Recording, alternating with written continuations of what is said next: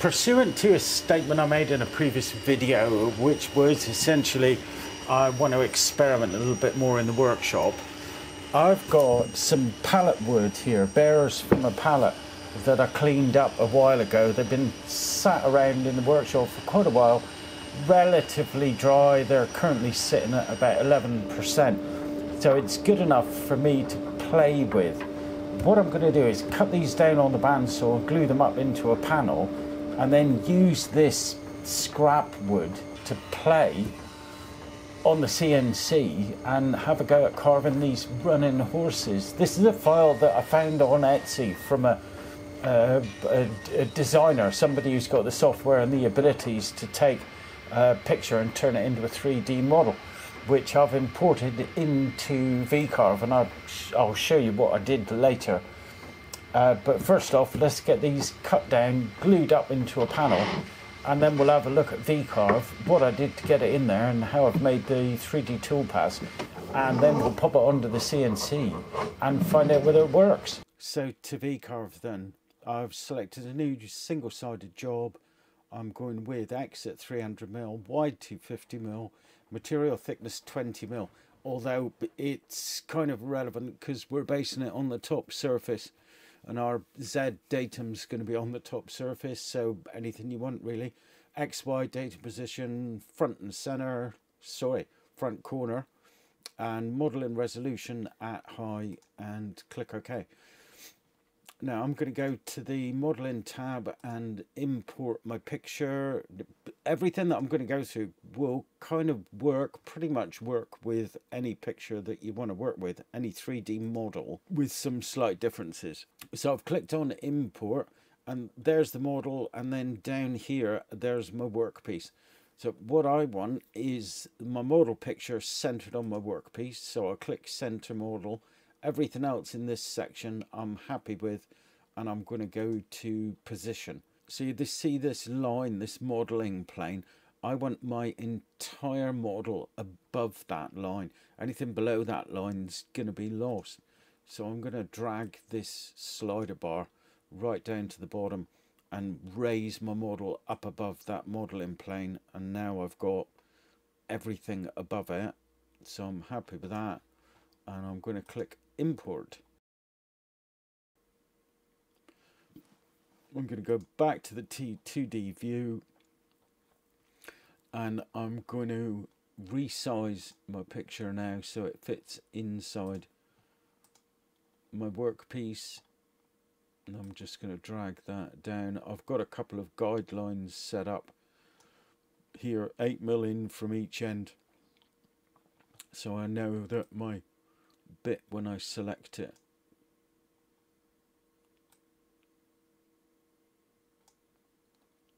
is not going to cut outside of the workpiece into the fence I've got set up on my CNC. I don't want to do that one, I want to do this one.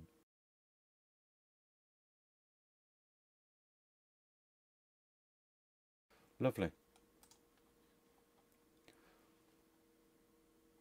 Happy with that, all looking good. So now we can skip across to the toolpaths, and yeah, it really is that quick. So the first thing I'm going to do is select a 3D roughing toolpath, and it's going to ask me to confirm material setup, 20mm thick, XY datum, front left hand corner, Z0 material surface. Everything looks good, happy with that. So for my roughing pass, I'm using an Amana 1/4 inch 6mm spiral upcut bit. You can see the code there, I'll put a link to it down below. And I'm going to use selected vector, which I've forgotten to draw. So close that, let's go back to 2D over here, and let's draw a box around our picture.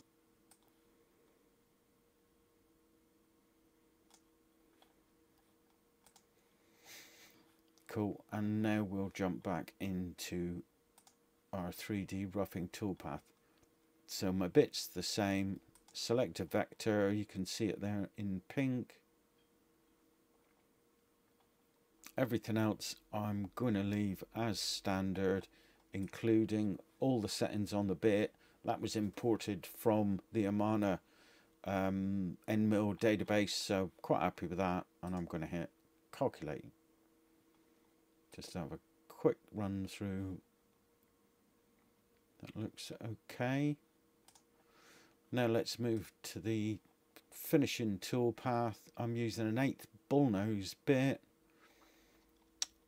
I'm going to go with selected vectors again, make sure we're still selected. That they are, and I'm going to leave everything else at the defaults. Hit calculate. Quick run through. Beautiful.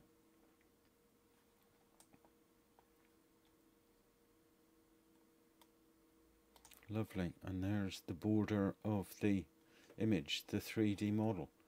So let's go and have a look at times. This says 21 minutes and 3 hours at scale factor 1, so it should be reasonably accurate. So I'll export them, upload them to the machine, and we'll run it through and see what we get. And here's the result. I think that's come out pretty damn good.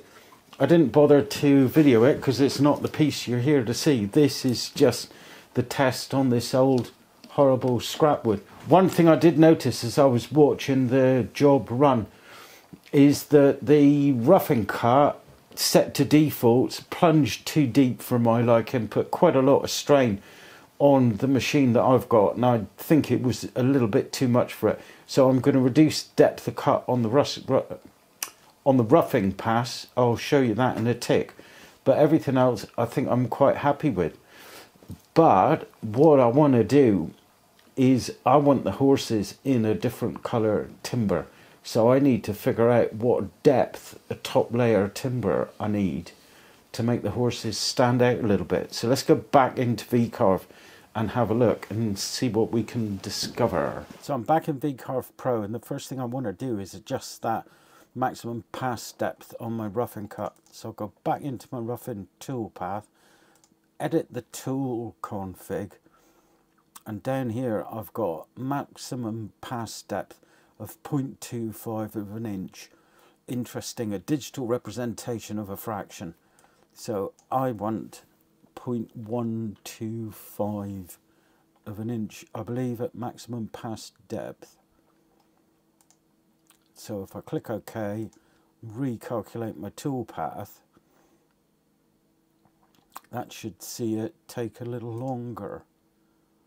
Let's reset the preview.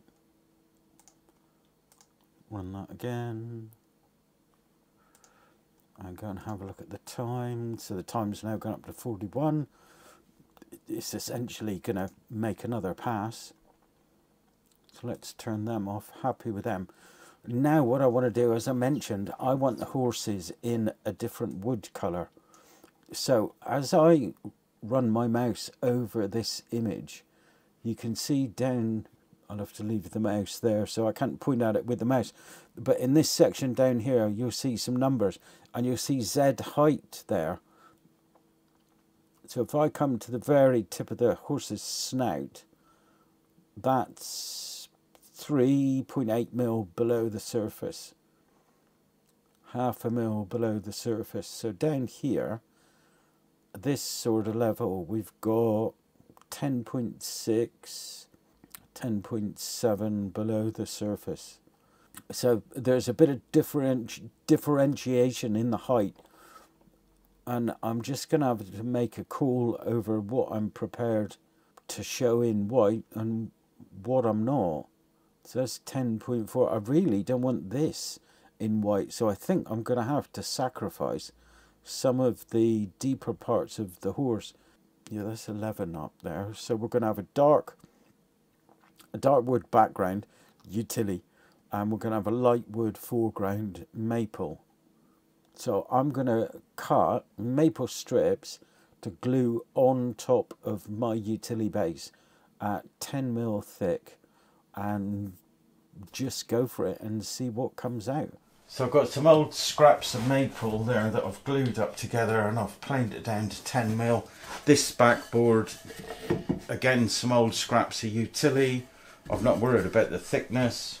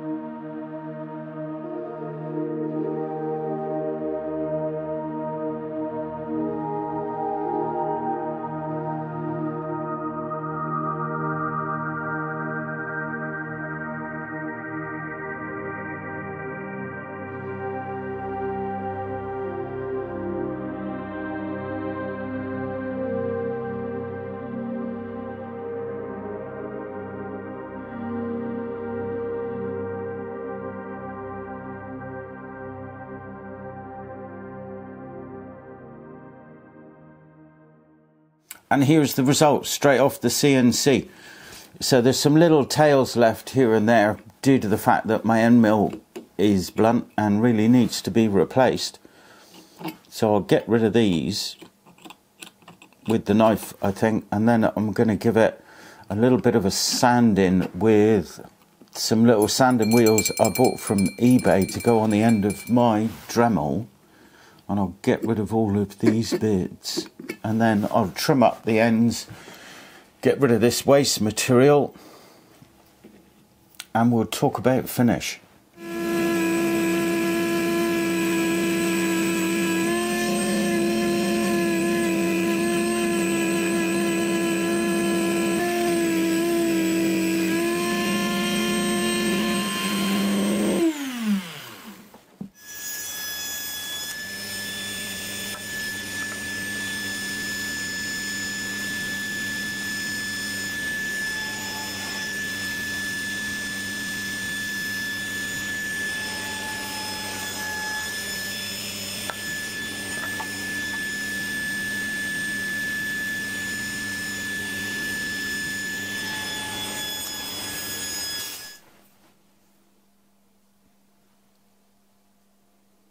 So on to the finish, and I really can't decide what the best finish is going to be for this.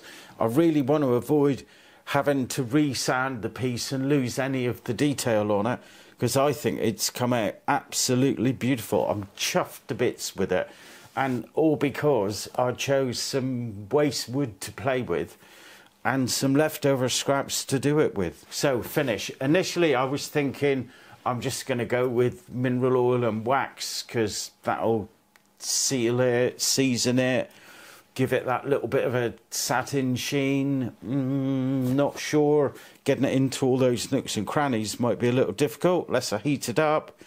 What about shellac? And then I thought, oh, what about spray lacquer? I could put a sanding base filler on it first and then spray a bit of lacquer on top. That won't discolour it at all. That's the other thing I want to avoid, by the way, is any colour change with the finish as well. So something like Danish oil, that's going to start bringing it a yellow tint into it, and I really want to avoid that. So what I'm going to do is say to you, please can you give me your suggestions, hints and tips below in the description. I'd be really interested to see what sort of finish you've got in mind, you've been using, and what you think would really work with this piece to make it perfect. Anyway, that's it for now. Thanks so much indeed for watching. Hope you liked it. If you did, thumbs up. If you loved it, subscribe. If you love me, Patreon page, help support the channel. I'd be really, really grateful. Hope to see you next time. Ta-ra.